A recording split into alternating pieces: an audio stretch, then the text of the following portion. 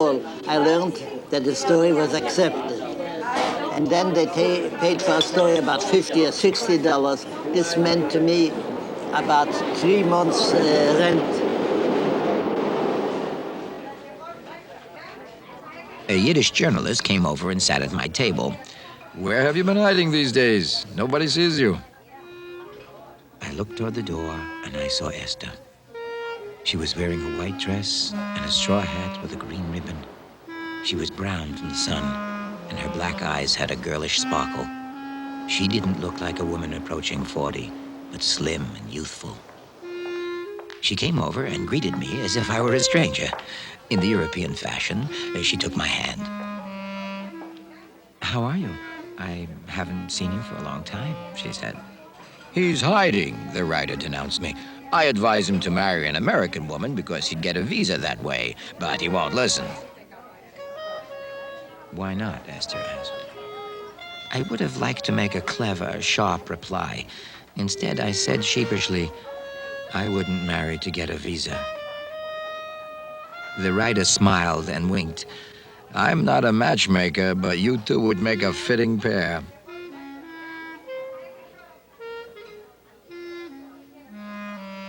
I knew I had to answer right then, but not a word came out. I felt hot. I had the painful feeling that my chair was tipping over.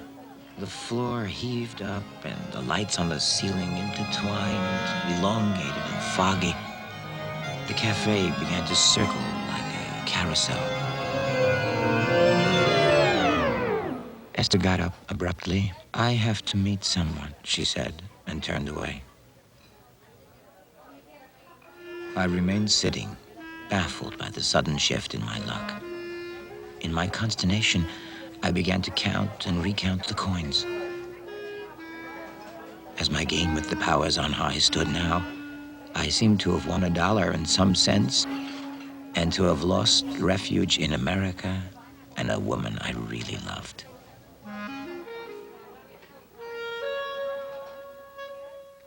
I would say that many writers have tried to get rid of love in their stories. They have decided that we can write a novel, a romance without love. But I don't think that this has ever succeeded in literature. If there is no love, there is no really story. It is not an accident that they call in Europe a novel a romance, because it is a love story. The reason why literature needs so much a love story is that nowhere is the human individuality, the human character, the human personality expressed so clearly as in love. All our weaknesses come out in love, and all our strength comes out in love. Some people who may be giants in finances or on the battlefield become terribly weak and almost creepy in love. I'm already hungry, aren't you? All right, you will get something to eat.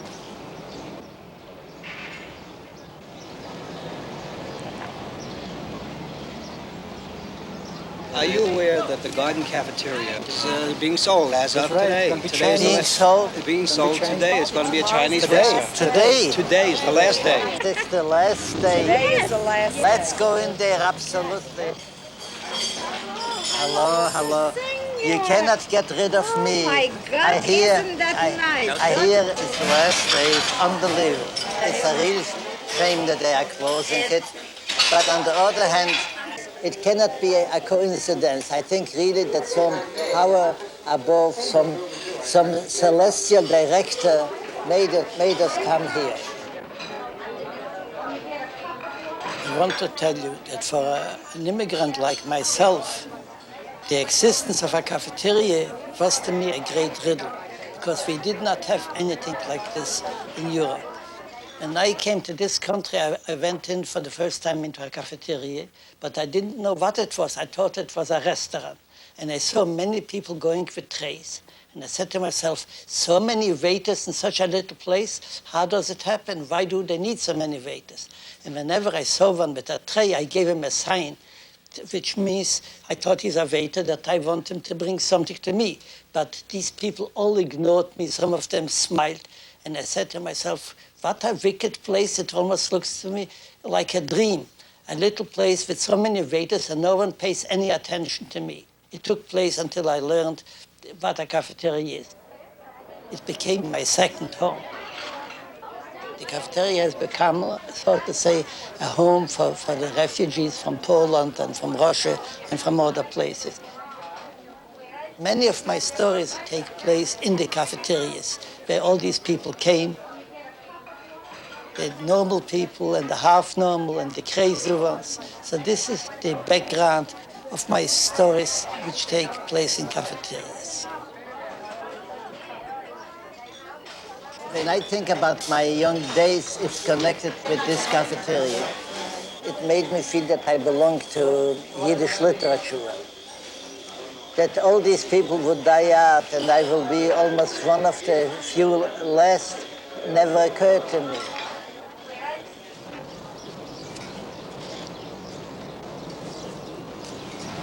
I cannot believe that this is the forward.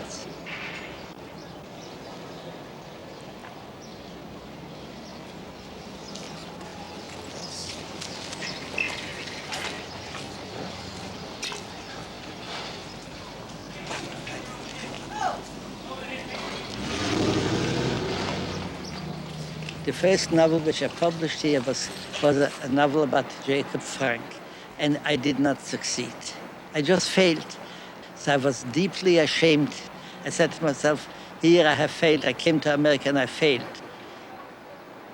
I was ashamed to show my face. So when I wanted to deliver a copy, I used to go there 12 o'clock at night when nobody was there, and I put in my little pages into a box there. And this is the way it lasted until I began to publish some better things. Mr. Stinger, so good to see you. Shalom Aleichem. Shalom Aleichem. This is no longer what it used to be. Nothing here is what it used to be. Don't I? This is now a Chinese Are church. you telling me? Don't I know it?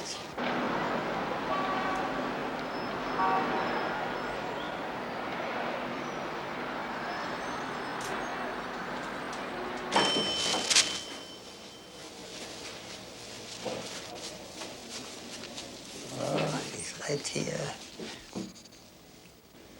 Abraham Kahn was the chief editor of the Forwards for 60 years. He was known in the United States, especially among the Jews, as a great leader, the king of American Yiddishism. When I wrote about the demons, about the hobgoblins, he said there are no demons, there are no hobgoblins, not here in America. Our readers don't want it. And I said, they are hobgoblins.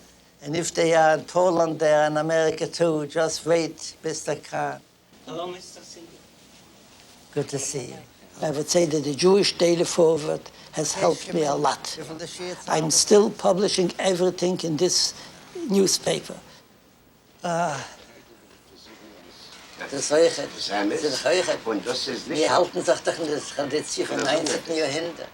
Jede Woche, sonst kennt ich jede Woche. Du steht doch so. Das ist geschehen.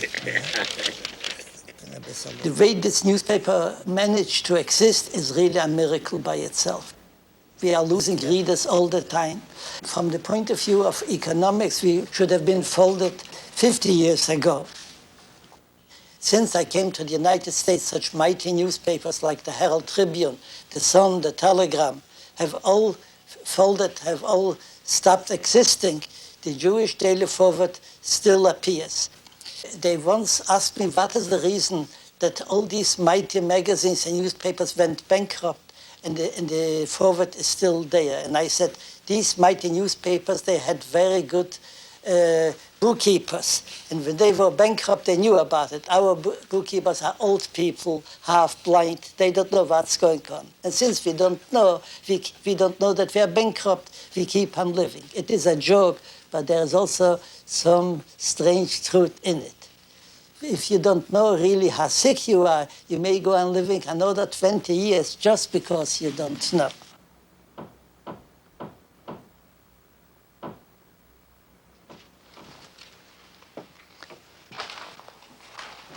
These are old numbers of the forwards where my stories are published.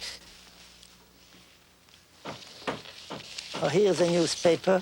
It's the forward of July 24, 1970. This is not really so old, only 15 years old. Here is the headline is Nasser announces that Egypt accepts Raja's plan. I don't know what Raja's plan was. Let me see what is mine. Oh, here there's a story called The Briefcase, which has been published, and they're even making now a movie of it. This Renzel, the briefcase. I don't need it because it has already been translated. But if I want to publish it in Yiddish, I may use this. So this is one. Let me take out another one from the middle. What is this? Let me see. It's Saturday, July 18. I'm afraid the briefcase is here too.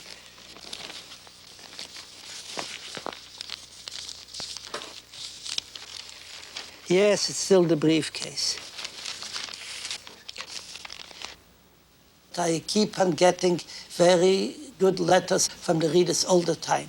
All the people who read the forward read also me because it's a small newspaper. So I know that at least 20,000 people are going to read me the next week.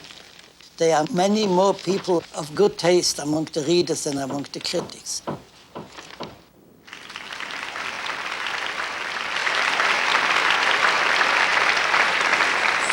Ladies and gentlemen, ask me any question you feel like asking. If I know the answer, I will answer you.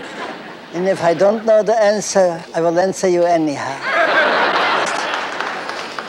Yes, please. Do you believe in life after death? Whatever it is, it must be better than what we are having today. At least we don't read newspapers there. Where do you get all this material? Here. It has been suggested, Mr. Singer, that the film was somewhat autobiographical. Could you please comment on that? This suggestion has been made to all writers. When Dostoevsky wrote Crime and Punishment, they said, this is autobiography. You have killed a washerwoman one day. When Maupassant wrote all these stories about women who betrayed their husbands, they said, you must have been a betrayed husband, and this is the reason you are so bitter. Bello and Malamud and the others deny that they are Jewish writers, and they say that we are American writers who happen to be Jewish. I don't complain about it. It is very much true in their case. But again, in my case, I would not say I'm not a Jewish writer because, first of all, I'm proud of being a Jew. I was brought up in Jewishness, and I have more or less the qualities to be called a Jewish writer. For young people, people who are only learning the profession, and this is a very difficult profession, they should write a story like Aristotle demanded it, with a beginning, a middle, and an end, so that the reader doesn't say, I was confused. I heard the word confused here all the time. There's no great art in confusing the reader. I have read many of these recordings of what people confess lying on the couch. In a way, they are kind of shocking. They tell you that they love not one woman, but hundreds of women. And in their fantasies, they are copulating with the Queen of England and God knows with whom not. But in the long run, these things become very boring. They are made of so to say, of makulatur, they're not real literature. If there was some message that you could give to the leaders of our country right now, what would that message be? If I would know that the leaders of the world are sitting right here and they are waiting for my message, I would find a message somehow. I don't want to tell people what kind of a message I have. I rather tell them there is no message in what I'm writing. You read the story and you create your own message. I don't have to do everything for you. Could you tell us how you feel about free will versus predestination? I absolutely believe in free will. There are fatalists who said everything is destined.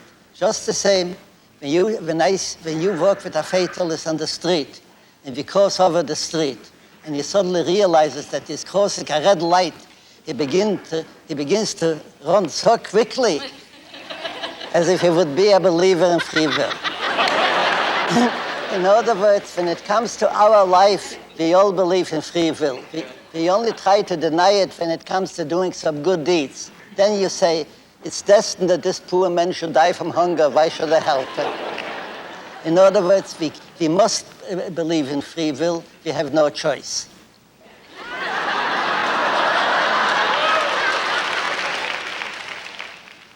In much of world literature, the fool is considered to be of divine origin. Can you comment on that? I would say that there is a gimple in every human being. There is also a fool in every saint. The saint really believes that what he is, he can make all of humanity like him. And this is his foolishness. But without this naivety, without this foolishness, humanity wouldn't have reached the little which it has reached until now. In this respect, I am one of these fools. How did you feel when you received the Nobel Prize? Of course, I did not expect to get a Nobel Prize, but when I came home from breakfast, I saw people were standing with cameras around my place and reporters, and they all asked me the same question. Were you surprised? Were you happy? So since I did not want to have a discussion with them about what happiness is, I said yes, I was surprised and I was happy, and this went on for about 10 or 15 minutes. Then there was a pause, and for a few minutes later, another reporter came in and he said, were you surprised? Were you happy? And I said, how long can a man be surprised? And how long can a man be happy? I have already been surprised, I have already been happy, and now I'm the same schlemiel as I was before.